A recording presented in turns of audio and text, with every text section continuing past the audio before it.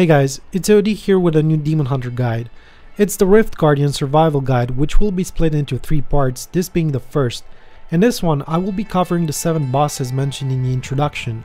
I will mention the important animations and abilities you should watch out for, their elemental damage type, how to deal with most of them, and rate them according to their difficulty based on my personal experience.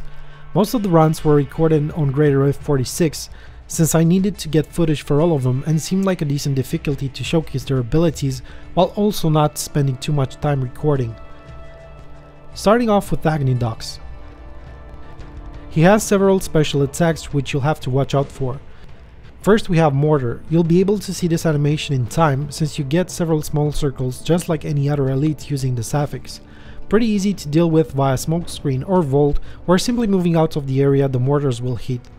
Keep in mind that simply moving out of the circle isn't enough, they still deal damage in the area of the circle, so move out a bit more than just the edges. AoE Fireballs. He will simply shoot fireballs in a 360 degrees circle around him, smokescreen or vault when they're about to hit you. 3 fireballs in a frontal cone attack. It's easy to avoid, just move out of their path or use an immunity skill. The Floor Pentagram. You can see it forming under your feet, you have a second or two, so move before it starts doing damage. All of his abilities deal fire damage.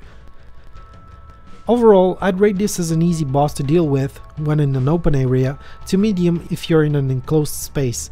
Try to fight him in a large room so you can have a clear area coverage and be able to avoid his attacks while still doing max damage. Second boss, we have the Binder. He has a spider web which is meant to slow you down so he can hit you with his other attacks. Preferably move out of this ASAP so you can avoid taking damage afterwards.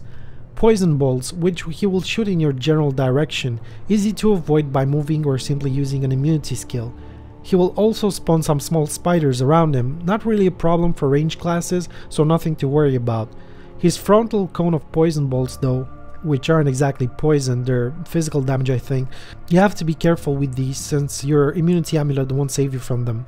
Most of his abilities are poison as mentioned before. I'd rate this as an easy to deal with boss. None of his attacks are really dangerous in the sense of unavoidable damage. Then we have Bloodmore. This guy doesn't really have that many abilities, however, it's pretty easy for him to catch you off guard. Most of them are simply him jumping into the air and trying to stomp on your head. He also has an enrage, making him attack faster and deal more damage while reaching low health, but this won't really bother ranged classes. His ground stomp, which will be on your current position and will be indicated by the circle under your feet, you have a bit of time to move or vault smokescreen out of it. His random consecutive ground stomps, which will be cast on random locations, just watch out for where he will be jumping to and avoid that area. All of his attacks are of physical nature. I'd rate this as an easy boss. All of his attacks are easily avoidable and none of them are really ranged projectiles or anything. Difficulty might increase depending on where you'll be finding him if you don't have a lot of space to maneuver, but overall still easy to deal with. Then we have Coldsnap. This one has some pretty annoying abilities. I'll start with the easy ones. Frozen Pulse, just like any other elite, he will spawn a frozen pulse which will home in on you, and once it reaches your location, it will go immobile and start to do damage.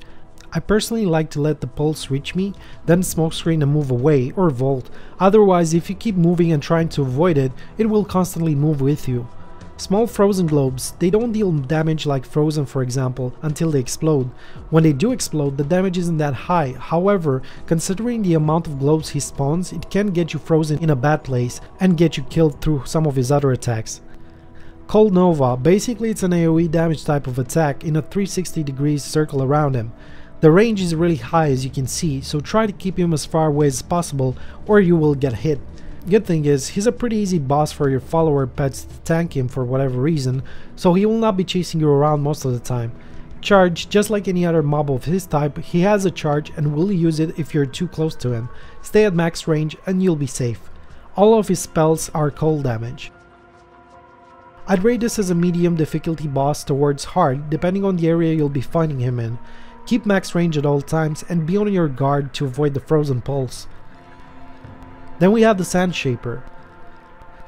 This guy is basically the copy of Zoltan Kull and has a few annoying abilities. He can get quite spammy with them as well towards the end of the fight when he enrages. Teleport, he uses it quite often, and he basically teleports on top of you, then quickly casts one of his other spells. Move away ASAP with Volt or Smokescreen to avoid potential damage. Then we have a simple Fireball. By itself it's not that dangerous since it can be easily avoided, but in combination with his other skill, Slow Time, it can be deadly. Slow Time, just like the Wizard spell, it reduces your attack speed as well as movement speed, so move out of it ASAP. Tornadoes, he can cast tornadoes which move around the room and bounce off walls. He can be quite spammy with this spell, so try to fight him in an open area to have a lot of place to dodge them, or simply keep retreating when it's too many to deal with. He will teleport on your new location pretty fast, so no reason to fear him not following you and losing time. Collapse Healing, which will look like a small earthquake. As soon as your screen shakes, move out with Volt or Smokescreen to prevent taking damage. I'd rate this as a medium difficulty boss in an open area, hard in an enclosed one. His attacks have different elements ranging from fire to arcane on his tornadoes, for example. Then we have Sextrees. One of the worst bosses you'll have to fight. His difficulty doesn't really come from his ability to kill you as much as the ability to artificially increase his health pool by the amount of mobs he will summon. He has Vortex. If you're too close to him, he will Vortex you in to either melee you or get you killed via his ads, so basically stay at medium range, if not max, at all times. Tornadoes, he can get quite spammy with these, so try to fight him in an open area or keep retreating when there's too many to avoid. He spawns ads from time to time, and even more often when on low health, that aren't really dangerous but have a ton of HP.